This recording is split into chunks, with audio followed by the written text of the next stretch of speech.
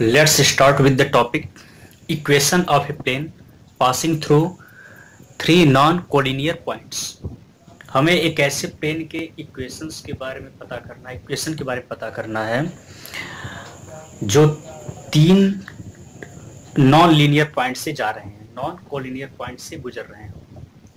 तो आप देख सकते हैं let R S and capital T be three non collinear points.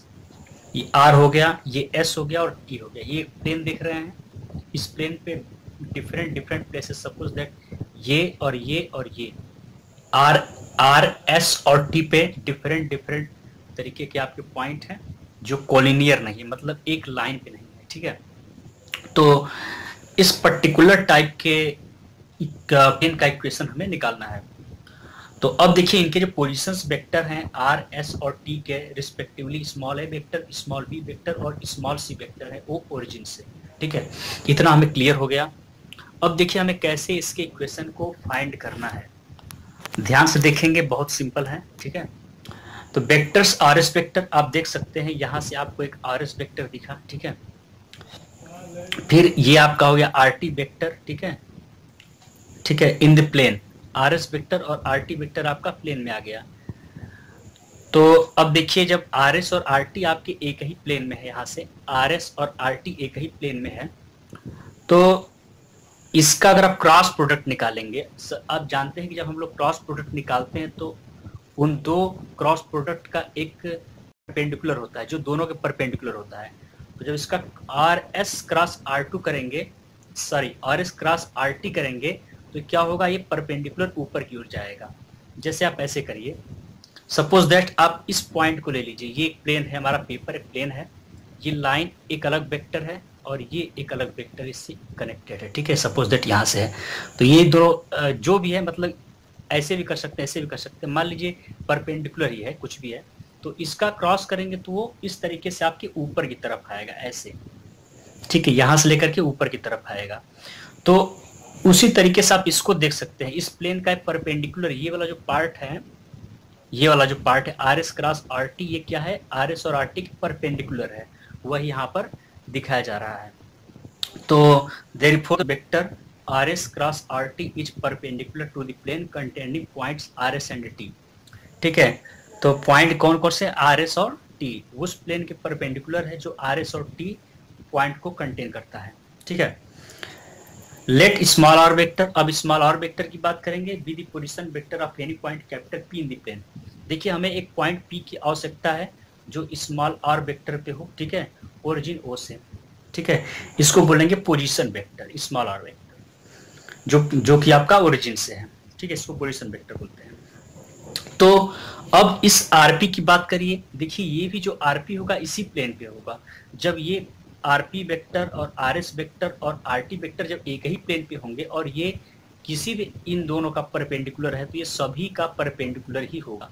जब ये वेक्टर इन दो वेक्टर का परपेंडिकुलर है और ये सारे जो पॉइंट हैं एक प्लेन में है, तो ये ऑलरेडी इस प्लेन का परपेंडिकुलर है।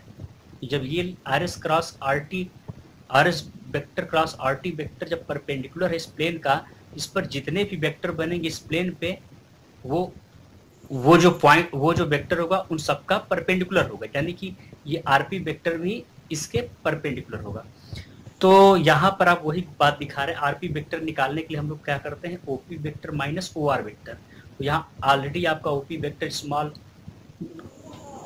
यहाँ आपका OP vector already small R vector और O R vector small A vector है। यहाँ पर क्या जाएगा, small R vector minus small A vector. अब देखिए जब ये एक दूसरे परपेंडिकुलर हो गए, इसका हमें डॉट प्रोडक्ट निकालेंगे तो क्या हो जाता है, वो जीरो हो जाता है, क्योंकि जो प्रोजेक्शन करेंगे तो जीरो होगा। उसको आप वेक्टर में से कर सकते हैं, small A vector dot small B vector is equal to A B cos theta. तो कॉस थीटा, जो थीटा यहाँ पे 90 डिग्री है, तो कॉस 90 पुट करेंगे तो ऑलरेडी जीरो हो जाएगा। इसीलिए पी आर वेक्टर, जैसे यहाँ देख लीजिए, R P vector dot are S vector cross R T vector. ठीक है, ये क्या हो जाएगा, जीरो, मतलब ये परपेंडिकुलर है इसके, तो इन दोनों का डॉट प्रोडक्ट क्या हो जाएगा, जीरो। तो उसी तरीके से आरपी वेक्टर क्या लिखेंगे, small R vector minus small A vector. और एक आर एस वेक्टर की बात करें तो आर एस वेक्टर आप यहां से निकाल लीजिए, आर एस वेक्टर क्या हो जाएगा, vector B minus vector A. और बात करें आर टी वेक्टर की तो small C vector minus small A vector. तो आप सिंपली यहाँ क्या लिख सकते हैं, small B vector minus small A vector इसके प्लेस पे, और ये आर टी वेक्टर हो जाएगा cross small C vector minus small A vector, और ये क्या हो जाएगा 0। ये हमारा इक्वेशन आ गया। ये वेक्टर फॉर्म था वो आपके प्लेन का, ठीक है। इसी प्लेन को हम लोग कार्टेशियन फॉर्म में लिखेंगे, ठीक है। चलिए देखते हैं कार्टेशियन फॉर्म में। देखिए सिंपली जब हमें वेक्टर फॉर्म मिल जाता है तो उसमें हम लोग उसके वैल्यूज को पुट कर देते हैं कार्टेशियन फॉर्म की। जैसे कार्टेशियन फॉर्म में let x1 y1 z1 x2 y2 z2 and x3 y3 z3 be the coordinates of the points r s and capital T respectively, ठीक है। ओरिजिन O से x1 y1 z1 x2 y2 z2 and x3 y3 z3 coordinates हैं आपके r s and T points के respectively, ठीक है। तो let x y z be X Y Z of point capital, मतलब एक्स वाई जेड को हमने capital P पर इसका कोऑर्डिनेट्स ले लिया, ठीक है। देन अगर आरपी वेक्टर निकालने जाएंगे तो आप देखेंगे ये आर है और ये पी है, यानी जब आरपी की बात करेंगे तो अगले में से पिछला वाला यानी X minus X one I cap plus Y minus Y one J cap plus Z minus Z one K cap, ठीक है। इस तरीके से हम यूनिट वेक्टर को अटैच करते जाएंगे और कोऑर्डिनेट से कम करते जाएंगे तो हमें क्या मिल जाएगा वेक्टर। इसी तरीके से वेक्टर निकालते भी हैं। R S vector is equal to, यहाँ देंगे आर एस करेंगे तो x2 minus X one I cap plus y2 minus Y one J cap plus z2 minus z1 K cap. फिर अगर आर टी की बात करें तो आप देखेंगे कि आपके पास आर टी ए है और हाँ आर टी की बात करें तो आर ये है टी ए है, तो अगले में से पिछला वाला यानी कि x3 minus X one I cap y3 minus Y one J cap plus z3 minus z1 K cap. यहाँ पर है x3 minus X one I cap plus y3 minus Y one J cap plus z3 minus z1 K cap. इन सारे values को अगर आप first में put करें जो आपका इस तरीके से ये था, इसको भी आप फर्स्ट ले सकते हैं, स्टार भी ले सकते हैं। तो अगर इसमें आप आरपी वेक्टर को पुट करेंगे फिर इस तरीके से सबको पुट करते जाएंगे तो हमें सिंपली जो मिलेगा वो इस फॉर्म में आ जाएगा।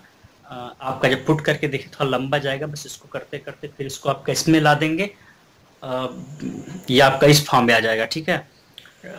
मैट्रिक्स का जो होता है फॉर्म उसमें आ जाएगा, तो स्क्वायर मैट्रिक्स में आ जाएगा। और स्क्वायर मैट्रिक्स हम लोग क्या बोलते हैं, डिटर्मिनेंट। स्क्वायर मैट्रिक्स ये डिटर्मिनेंट होता है, ये 3x3 ऑर्डर का है, इसलिए क्या है ये मैट्रिक्स, ये आपका उस फॉर्म में है, ठीक है। x minus X one Y minus Y one Z minus Z one x2 minus X one Y two minus Y one Z two minus Z one x3 minus X one Y three minus Y one Z three minus Z one is equal to 0, ठीक है। तो इस तरीके से हमारे पास ये चीज आ गई, ठीक है, डिटर्मिनेंट फॉर्म में। तो थैंक्स फॉर वॉचिंग।